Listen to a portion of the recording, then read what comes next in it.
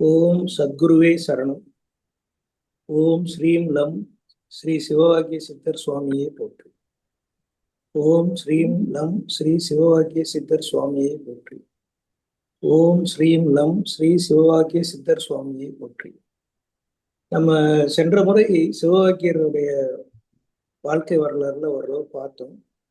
அவர் தன்னுடைய குருவை காசியில் சந்தித்ததும், அதன் பின்னர் அவர் குரு வைத்த பரீட்சையில் அவர் தேறியது, குருவின் வழிகாட்டுதலின்படி இல்லற வாழ்க்கையில் ஈடுபடுமாறு அவரை சொல்லி அதன் பின்னர் துறவு வாழ்க்கையை மேற்கொள்ள வேண்டும் என்று அவர் சொன்னதும், குறிப்பாக கங்கை நதியோடு அவர் கொண்ட அனுபவங்களையும், அதன் பின்னர் இந்த பேய் சுரக்காய் மணலை சோறாக்குவது என்கின்ற லீலைகளையும் பற்றி நாம் பார்த்தோம்.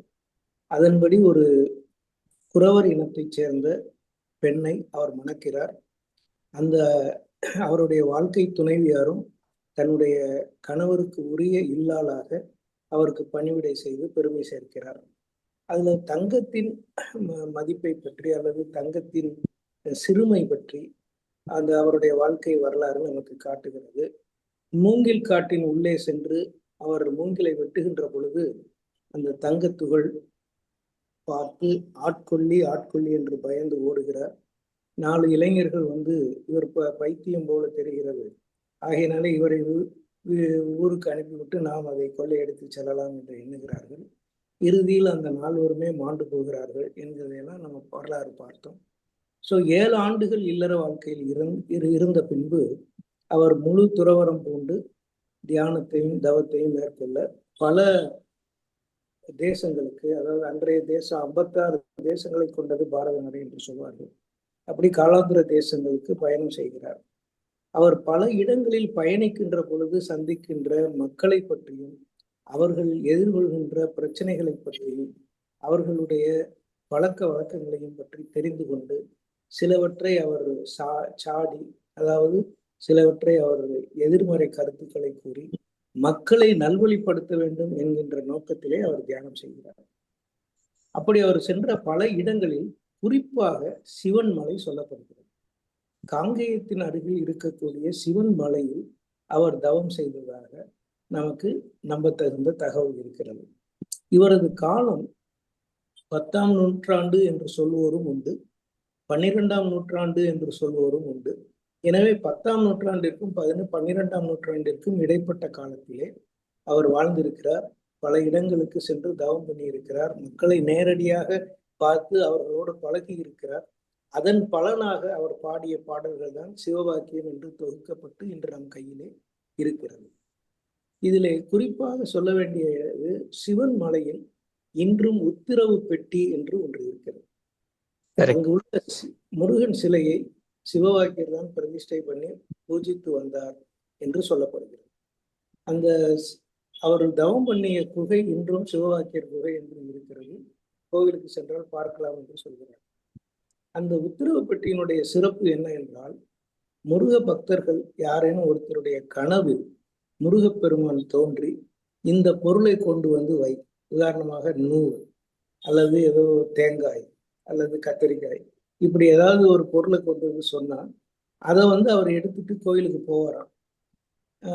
நம்மள நிறைய பேர் பார்த்துருக்கோம், செய்தித்தாள்களில் கூட அந்த செய்தி வந்திருக்கிறது. அப்படிப்பட்ட பொருள் ஒரு சிக்னிஃபிகண்டாக இருக்கும், அதுல ஒரு மாற்றம் இருக்கும் அல்லது அதுல ஒரு தாக்கம் இருக்கும் என்று நம்பப்படுகிறது. இப்போ உதாரணமா தேங்காய் அப்படின்னு சொல்லி வந்தா, இவங்க கொண்டுட்டு வந்தாருங்கிறதுக்காக வேண்டி உடனே வைத்துக் கொள்ள மாட்டார்கள். அவர்கள் சுவாமியிடம் உத்தரவு கேட்பார், இப்படி இவர் கொண்டு வந்திருக்கிறாரு, அதை நம்ம ஏற்றுக்கொள்ளலாமா? அப்ப சாமியிடம் இருந்து உத்தரவு ஏற்றுக்கொள்ளப்பட்டால் அந்த உத்தரவு பெட்டிக்குள்ளே அந்த பொருள் இருக்கும்.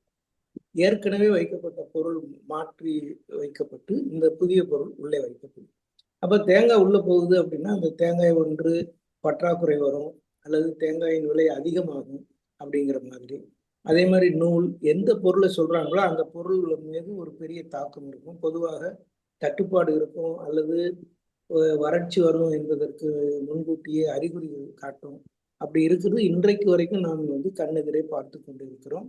இந்த முருகன் சிலையை பிரதிஷ்டை பண்ண சிவவாக்கியர் அப்படிங்கிறது நமக்கு ஒரு முக்கியமான செய்தியாகும். அதே போல பல இடங்களுக்கு சென்று அவர் தன்னுடைய அனுபவத்தின் வாயிலாக பல பாடல்கள் பாடியிருக்கிறார். எனவே அந்த பாடல்களை பற்றி நம்ம பார்ப்பது தனியாக. இப்போ சிவவாக்கிய சித்தரை பற்றி, அவருடைய பெருமைகளை பற்றி, அவருடைய வரலாற்றை பற்றி தான் நான் ஓரளவு எனக்கு தெரிந்த அளவிலே சொல்லிக் கொண்டிருக்கிறேன். அப்போ இவர் பல இடங்கள்ல போயிருக்கிறதுனால இப்போ இவரோட சிவவாக்கியரோட ஜீவ சமாதி எங்க இருக்கிறது அப்படிங்கிறதுல கூட ஒரு சின்ன கேள்விக்குறி இருக்கு. ஏன்னா சில பேர் கும்பகோணத்துல இருப்பதாக சொல்லுகிறார்கள், சிலர் புதுக்கோட்டை மாவட்டத்திலே ஒரு இடத்துல இருக்கிறது என்று சொல்லுகிறார்கள்.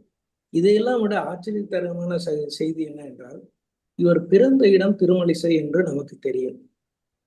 அதனாலதான் திருமலிசை ஆழ்வாரோடு இவரை சம்பந்தப்படுத்தியும் சொல்லுவாங்க. முதல்ல விஷ்ணு பக்தராக இவர் இருந்து பின்னர் சிவனாக மாறினார் அப்படின்னு ஒன்று சொல்லுவாங்க.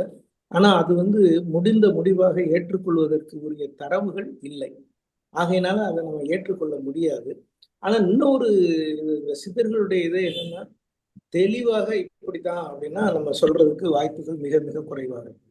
ஒரு சிலர் என்ன சொல்றாங்கன்னா, சட்டைமுனிநாதரும் சட்டைமுனி சித்தர் இவர் சிவவாக்கியரும் நெருங்கிய நண்பர்களாக இருந்திருக்கிறார்கள். அவர்கள் ஒத்த கருத்துடையவர்களாக இருந்திருக்கிறார்கள். ஆகையினால அவர் அவரோட ஜீவசமாதி சீர்காழியில இருக்கு, சட்டை முனி சித்தரோட இது.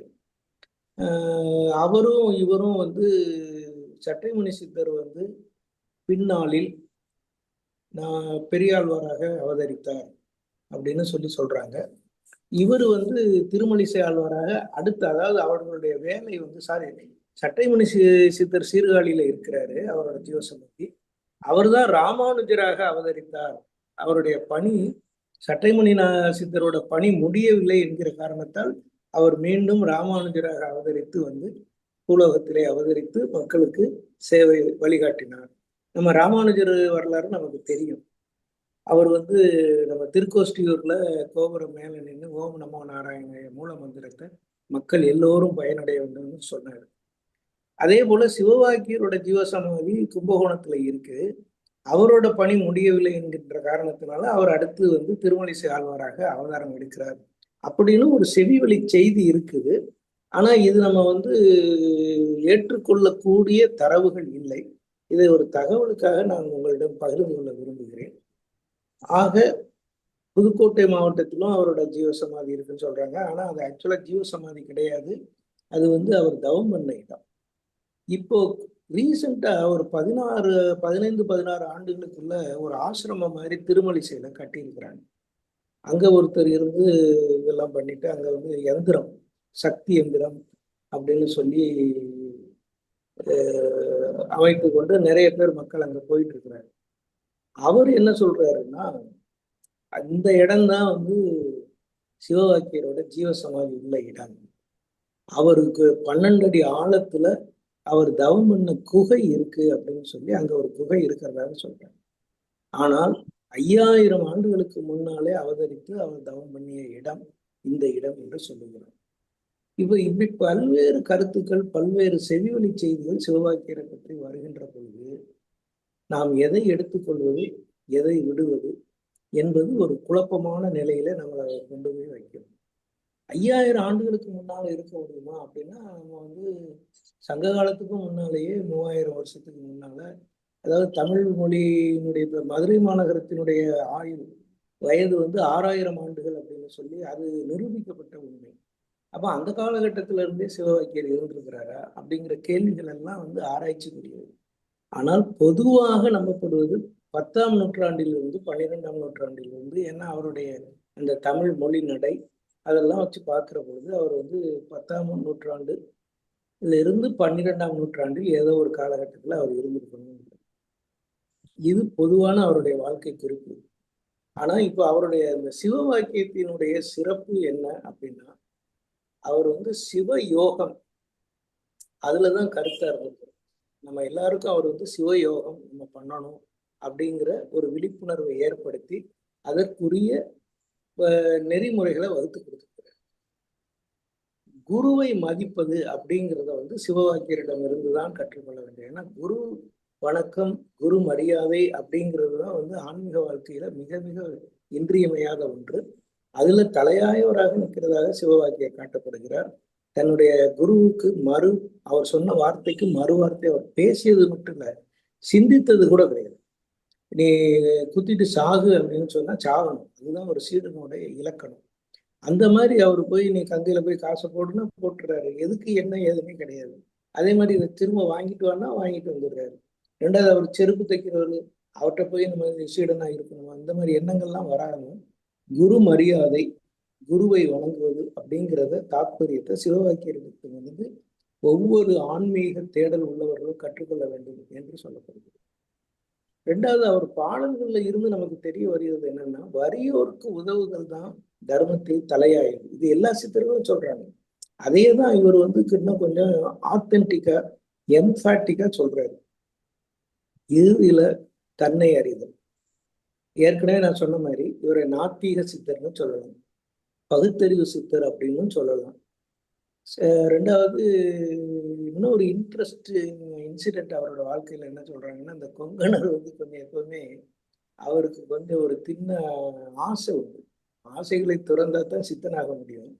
ஆனா அவர் சித்தர் ஆனதுக்கு அப்புறமுமே அவர் வந்து ஏன்னா அவருக்கு அந்த ஈகோலாம் இருக்கும். கொக்கென்று நினைத்தாயோ கொங்கணவான்னு சொல்லி ஒரு பத்தினி பெண் சொன்னதாக கூட கதை நம்ம படிச்சிருக்கிறோம். அப்படிப்பட்ட கொங்கணவருக்கு வந்து இந்த தங்கத்தின் மீது தீராத ஆசை உண்டு. அதனால அவர் வந்து இந்த பழைய பாத்திரம், இரும்பு பாத்திரத்தெல்லாம் கொடு, செம்பு பாத்திரத்தை எல்லாம் கொடு, நான் வந்து உனக்கு தங்கம் வாங்கி தரேன்னு சொல்லிட்டு இப்படியே இருப்பாரு. அதுக்காக வேண்டிய நிறைய மாணாக்கர்கள் வருவாங்க. ஆனா சிவவாக்கியர்கிட்ட அப்படிப்பட்ட ஆசை உள்ளவர்கள் கூட மாணாக்கர்களாக வந்த பின்னர் அந்த தங்கத்தின் மீது இருக்கிற ஆசையை முழுமையாக ஒழித்து விடுகிறார்கள், அழித்து விடுகிறார்கள். அவருடைய மனைவியும் அதே மாதிரி இருந்தாங்க, சீடர்களும் அதே மாதிரி இருந்தாங்க. அப்ப கொங்கணருக்கு வந்து நம்ம வந்து தங்கம் செய்யறதுல, ரசவாதம் பண்றதுல நம்ம தான் எக்ஸ்பர்ட்டுங்கிற ஒரு சின்ன ஈகோ உண்டு. அப்ப இவர் சிரிச்சுக்கிட்டே சிவவாக்கியர் செய்வாரா, தன்னுடைய உடம்புல வேர்வை அழுக்கு வரக்கூடிய அந்த அழுக்கு திரட்டி தூக்கி போட்டு அவர் கையில போட்ட உடனே அது தங்கமா மாறிடும். அப்பதான் வந்து கொங்கணவர் வந்து அப்ப நம்ம எவ்வளவு கீழ்நிலையில இருக்கிறோம், சிவவாக்கியர் எவ்வளவு உயர்ந்த நிலையில இருக்கிறாருன்னு புரிந்து கொண்டு அதிலிருந்து அந்த தங்கத்தின் மீதான பற்றை அவர் ஒழித்து விட்டார், அழித்து விட்டார் அப்படின்னு சொல்லியும் வரலாறு சொல்லுகிறது. ஸோ தன்னை அறிதல் அப்படிங்கிறதான் வந்து பிரதானப்படுத்துறாரு. நம்ம ஏற்கனவே பார்த்த மாதிரி கோயிலுக்குள்ள போய் சாமி கும்பிட்டாதான், அல்லது குளத்துல மூழ்கி மூழ்கி எந்திரிச்சாதான், தீர்த்தத்துல மூழ்கி மூழ்கி எந்திரிச்சாதான் பாவங்கள் போகும் அப்படிங்கிற அந்த இதுல எல்லாம் அவருக்கு நம்பிக்கை கிடையாது. உருவ வழிபாட்டுலையும் அவருக்கு சுத்தமா நம்பிக்கை கிடையாது. ஆக மொத்தத்துல இறைவன், கடவுள் உள்ளிருக்கிறான், கடந்து செல்வது, அந்த கான்செப்டை பல பாடல்கள்ல பல விதமாக அவர் சொல்லியிருக்கிறார். அதுல ஒரு 3 பாட்டு மட்டும் நம்மளுடைய ஒரு நினைவுக்காக, புரிதலுக்காக நான் சொல்ல விரும்புகிறேன். எண்ணிலே இருந்த ஒன்றை யான் அறிந்தது இல்லை, எண்ணிலே இருந்த ஒன்றை யான் அறிந்து கொண்டேன், எண்ணிலே இருந்த ஒன்றை யாவர் காண வல்லரோ, எண்ணிலே இருந்து யான் உணர்ந்து கொண்டேனே. திரும்ப படிக்கிறேன்.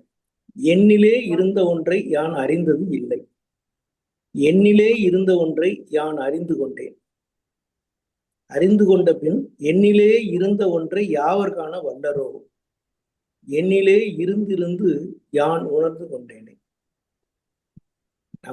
நமக்குள்ளே இருக்கின்ற இறைவனை நான் அறியவில்லை. Very simple. நம்ம எல்லாம் மெஜாரிட்டி இல்லை, ஆல்மோஸ்ட் ஆல் அப்படிதான். நமக்குள்ள இருக்கிற இறைத்தன்மையை உணர்ந்து கொண்டால் வேற ஒண்ணுமே வேண்டியதில்லை. நான் அறிந்தது இல்லை. ஆனா என்னிலே இருந்த ஒன்றை யான் அறிந்து கொண்ட பின், ஆகா சாமி எனக்குள்ளதான் இருக்கு, கடவுள் எனக்குள்ளதான் இருக்கு, இறையாற்றல் எனக்குள்ளதான் இருக்கு அப்படிங்கிறத உணர்ந்து கொண்ட பின், என்னிலே இருந்த ஒன்றை யாவர் காண வல்லரோ, எனக்குள்ள யார் இருக்கா அப்படிங்கிறத பிறர் உணர முடியாது.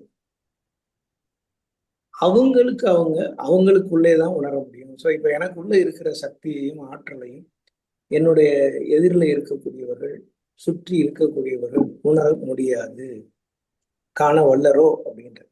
என்னிலே இருந்து யான் உணர்ந்து கொண்டேனே. ஆக அந்த எண் அல்லது நான் அது எது அப்படிங்கிறத உணர்ந்து அதை பற்றி பிடித்து கொண்டால் வேற ஒண்ணுமே வேண்டியதில்லை. யானும் இருந்திருந்து உணர்ந்து கொண்டேனே, அதுதான் அதுல முக்கியம். என்னிலே இருந்திருந்து நான் உணர்ந்து கொண்டேனே.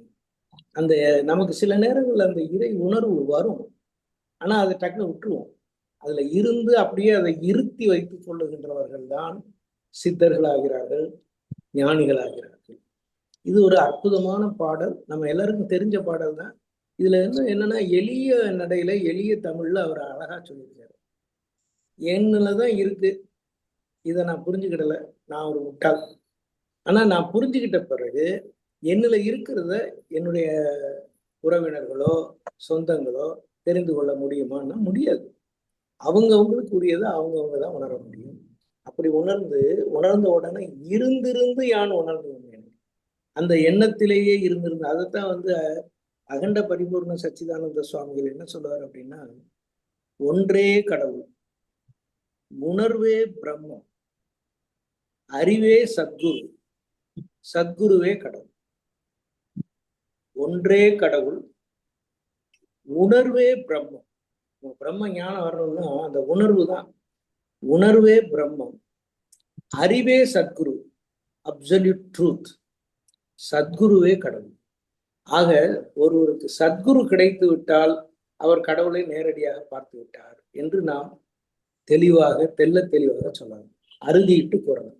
உண்மையான சத்குருவை ஒருவர் சந்தித்து விட்டால், அவரை குருவாக ஏற்றுக்கொண்டால், அவரின் சீடனாக நடந்து கொண்டால், அவர் கடவுளை தரிசனம் செய்கிறார், கடவுளை கண்டு கொண்டார் என்று நாம் உண்மையாக எடுத்துக்கொள்ளலாம். இதைத்தான் அகண்ட பரிபூர்ண சச்சிதானந்த சுவாமிகள், அவரோட ஜீவசமாதி வந்து சேலையூர் பக்கத்துல இருக்கு, கீழராஜபாக்கம், தாம்பரத்துல, நம்ம கிறிஸ்டின் காலேஜ் பக்கத்துல தான் இருக்கு. அங்க வந்து அந்த சித்தரை பத்தியும் ரொம்ப அதி அற்புதமாக சொல்கிறார்கள். அவர் ஜீவசமாதியாகி கிட்டத்தட்ட ஒரு 60-70 ஆண்டுகளுக்குள்ள, கரெக்டா தெரியல, நான் அடுத்த முறை அதை பார்த்துட்டு கன்ஃபார்ம் பண்ணி சொல்றேன். ஸோ நமக்கு வேண்டியது என்னன்னா, அந்த உணர்வில், இறை உணர்வில் இருந்து இருந்து தோய்ந்து தோய்ந்து உணர்ந்து கொண்டால் நம்ம வந்து கடவுளை கண்டுவிட்டோம். இன்னும் ஒரே ஒரு பாட்டு, அஞ்செழுத்திலே பிறந்து அஞ்செழுத்திலே வளர்ந்து அஞ்செழுத்தை ஓதுகின்ற பஞ்சபூத பாவிகால். இதுதான் அவரோட சிறப்பு. பாவிகால், மூடர்கள், குலாமர் அப்படின்னு சொல்லி அப்படி ரொம்ப கலோக்கியெல்லாம் அவர் வந்து சொல்லுவார். அதாவது இது வந்து ஏசுறத அவர் திட்டுறாருன்னு நான் எடுத்துக்கிடல, உரிமையோட தன் பிள்ளைகளை சொல்ற மாதிரி. அஞ்செழுத்தை ஓதுகின்ற பஞ்சபூத பாவிகால், அஞ்செழுத்திலே ஓரெழுத்து அறிந்து கூற வல்லிரேன், அஞ்சல் அஞ்சல் என்று நாதன் அம்பலத்தில் ஆடுமே. திரும்ப சொல்றேன், அஞ்செழுத்திலே பிறந்து பொய்யிலே பிறந்து பொய்யிலே வளர்ந்துன்னு ஒரு திரைப்பட பாடல் வரும். அது அந்த ஆத்தர் வந்து இதுல இருந்துதான் எடுத்திருப்பாருன்னு நினைக்கிறேன்.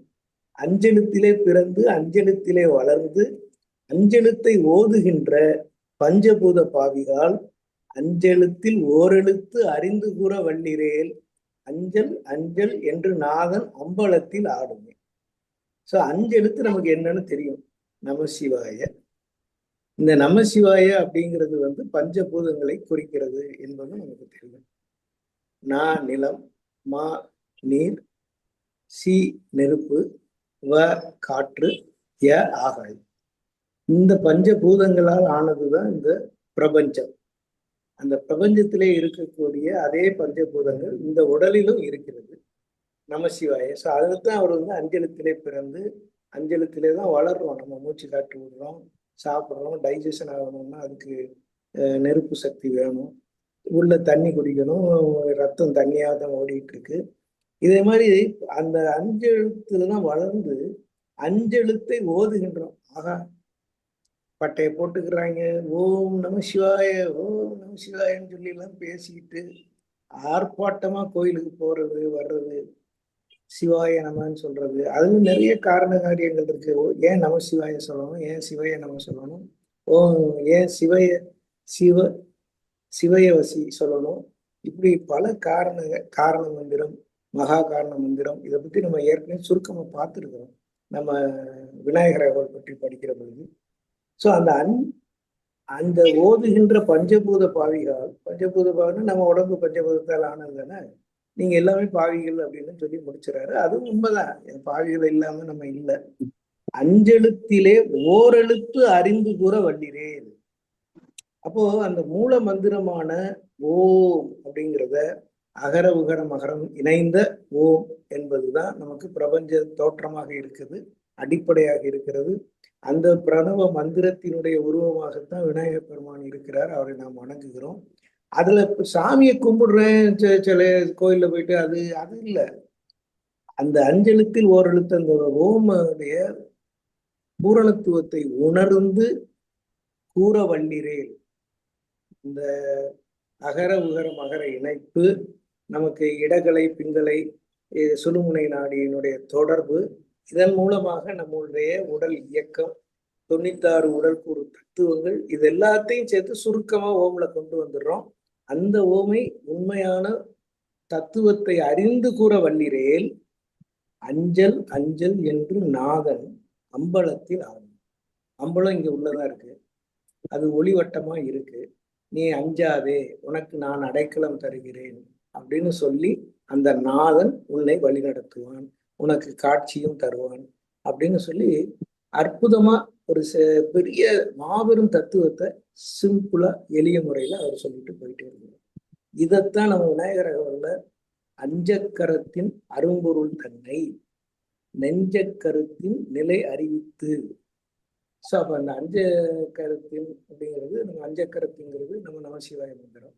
அதனுடைய அரும்பொருளை நம் நெஞ்சில் நிலைத்து நிற்குமாறு எனக்கு அறிவித்த விநாயகர் பெருமானே, தத்துவ நிலையை தந்தனை ஆண்ட, அந்த தத்துவ நிலையை தந்து என்னை நீ ஆண்டு கொண்டாய், நான் உன் அடிமையானேன், வித்தக விநாயக விரைகடல் சரணே.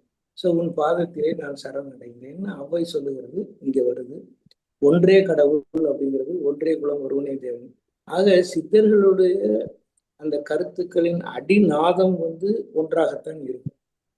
ஆனா அவங்க சொல்லுகிற விதமும் சொல்லுகின்ற பாங்கும் வெவ்வேறு விதமாக நமக்கு பிரதிபலித்து கொண்டு இருக்கிறது. அதை எடுத்துக்கொண்டு பயணிக்கின்ற பொழுது வாழ்க்கை பயணம் இனிமையாக இருக்கும். சோதனைகள் சாதனைகள் எல்லாவற்றையும் ஒரே மாதிரியாக எடுத்துக்கொள்ளுகின்ற ஒரு மனப்பக்குவத்தை வளர்த்து கொண்டால், அப்படிப்பட்ட மனப்பக்குவம் இருக்கும் அனைவருமே சித்தர்கள் தான். நம்ம சாதாரண மனிதர்கள்ல கூட, படிப்பறிவு குறைவா இருக்கக்கூடியவர்கள்ல கூட, கூலி தொழில் செய்யக்கூடியவர்கள்ல கூட சித்தர்கள் இருக்கிறார்கள் என்பது என்னோட தாழ்மையான கருத்து. ஏன்னா அவங்களுக்கு வேற சிந்தனைலாம் இருக்காது. தன்னுடைய தொழிலை பார்ப்பாங்க, அதை முழு ஈடுபாட்டோட செய்வாங்க. பிறருக்கு வஞ்சனை இல்லாமல் அந்த தொழில் மூலமாக சேவை செய்ய வேண்டும். அதுதான் பிறருக்கு உதவுவதே ஊருக்கு உழைப்பதே யோகம் அப்படின்னு சொல்ற மாதிரி, பிறருக்கு சேவை செய்வதுதான் வாழ்க்கை பயணத்தின் முக்கியமான இலக்கு என்பதை உணர்ந்து செயல்படக்கூடியவர்கள் நாம சொல்லக்கூடிய இந்த சோக்கால்டு அடிமட்ட நிலையில் இருக்கக்கூடியவர்களிடத்திலே இருக்கிறது. அப்படிப்பட்ட சேவை மனப்பான்மையும் அப்படிப்பட்ட பரந்த பெருந்தன்மை உடையவர்களும் உண்மையிலேயே இறைவனின் குழந்தைகள். அவர்கள் இந்த பெரிய பண்டிதர்களாக இருந்து கொண்டு ஆடம்பரமாக அழிச்சாட்டியம் பண்ணி அது இது என்று சொல்லி இந்த வித்தகத்தன்மையை காட்டுகிறவர்களிடத்தை விட நமக்கு அப்படிப்பட்ட எளிய மக்களிடத்திலே சித்தர்களின் தன்மை குடிகொண்டு இருக்கிறது என்று நான் பார்த்த அளவிலே உணர்ந்திருக்கிறேன்.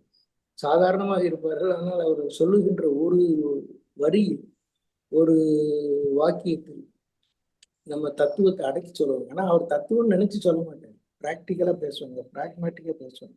ஸோ அப்படிப்பட்ட ஒரு மக்களோட பழகுனதுனால சிவவாக்கியர் இதை ரொம்ப எளிமையா, அதே நேரத்துல கொஞ்சம் அடிக்கிற மாதிரி, நெத்தி அடி அடிக்கிற மாதிரியும் சொல்றாரு. அதனாலதான் அவர் நாத்திக சித்தர் அப்படின்னு சொல்லப்படுகிறார். ஆனா அவரு நாத்திகர் கிடையாது. உண்மையான ஈடுபாட்டோடு திருமூலர் திருமந்திரத்துல இருந்தும் நிறைய கருத்துக்களை எடுத்து, அதாவது திருமூலர் திருமந்திரம் அப்படிங்கிறது ஒரு பெரிய ஃபவுண்டேஷன் பேஸ். அது வெறும் 3000 பாடங்கள்ல பிக் ஃபவுண்டேஷன். அதுல இருந்துதான் இவங்க பாரோ பண்ணியிருக்கிறாங்க, தன்னுடைய சொந்த அனுபவத்துல இருந்தும் பண்றாங்க. ஆனா நம்ம ஐயா வைகுண்டரோட அகிலத்திரட்டை படிக்கிற பொழுது எனக்கு தோன்றிய உணர்வு என்னன்னா, அந்த திருமூலர் திருமந்திரத்துல இருக்கக்கூடிய, அவர் அதை படிச்சிருக்கிறாருங்கிறது நல்லா தெரியுது. ஏன்னா அந்த கோட்பாடுகளை எல்லாம் அவர் நடைமுறைப்படுத்தி தான் இங்க உருவ வழிபாடு இல்லாம கண்ணாடியை முன்னால வச்சு அவர் வழிபாட்டு நெறிமுறையை உருவாக்கி இருக்கிறார். அதே போல சிவவாக்கியரும் வந்து உருவ வழிபாட்டுல இருந்து வெளியில வாங்க, புறச்சடங்குகள்ல இருந்து வெளியில வந்துருங்க. அதே மாதிரி நீ வந்து அங்க அங்க ஓடாத, சாமி உனக்கு உள்ளேயே இருக்கு. இந்த உள்ளிருக்கிற இறையாற்றலை உணர்ந்து கொள். அப்படி உணர்ந்துட்டேன்னா தினமும் கடவுள் தரிசனம் கிடைக்கும். கடவுள் தரிசனம் கிடைக்கிற பொழுது நாம் தவறுகள் செய்ய மாட்டோம். பஞ்சம பாதகங்களை செய்ய மாட்டோம். இன்னும் ஒரு பாடல் நான் பாடும்போது, அது முழு பாடல் என்னால இப்ப சொல்ல முடியல. அந்த பாடல்ல வந்து அவர் என்ன சொல்றாருன்னா, நம்ம பண்ணிய பாவங்கள் எல்லாம் தீர வேண்டும் என்று சொன்னால் ராம ராம ராம நாமமே. அந்த ராமநாமத்தை ஓதினால் பஞ்சமா பாதகங்களும் பஞ்சாய் பறந்தோடும் அப்படின்னு சொல்லி சொல்றாரு. அது அந்த கருத்து வரும்பொழுதுதான் ஒருவேளை ஒரு திருமலிசை ஆழ்வாரா பின்னால வந்திருப்பாரா அல்லது முன்னால இருந்திருப்பாரா அப்படிங்கிற ஒரு சந்தேகம் கூட வருது. ஆனா அரியும் அரணும் ஒண்ணுதான் அப்படிங்கிற கருத்து, கடவுள் ஒன்றே அப்படிங்கிற கருத்து இதுல வரும்போது ராமநாமத்துக்கும் சிவநாமத்துக்கும் நமசிவாயத்துக்கும் வேறுபாடு இல்லை அப்படிங்கிறத அவர் சொல்றாரு. ஆனா பிராக்டிக்கலா நம்ம பஞ்சமா பாதகங்களை செய்திருந்தால் கூட அதிலிருந்து விடுபடுவதற்கு ராமநாமம் முக்கியமாக நமக்கு பயன் அளிக்கும் அப்படிங்கிற கருத்தையும் அவரோட பாடல்கள்ல அழுத்தம் திருத்தமா சொல்லியிருக்காரு. சோ இந்த அளவுல சிவவாக்கியரை நான் அறிந்த வரையில் சொல்லி மகிழ்வுறுகிறேன். உங்களிடையே பகிர்ந்தமைக்கு நன்றி சொல்ல கடமைப்பட்டிருக்கிறேன். நம் அனைவருக்கும் சித்தர் சிவவாக்கியரின் திருவருள் கிடைக்கட்டும்.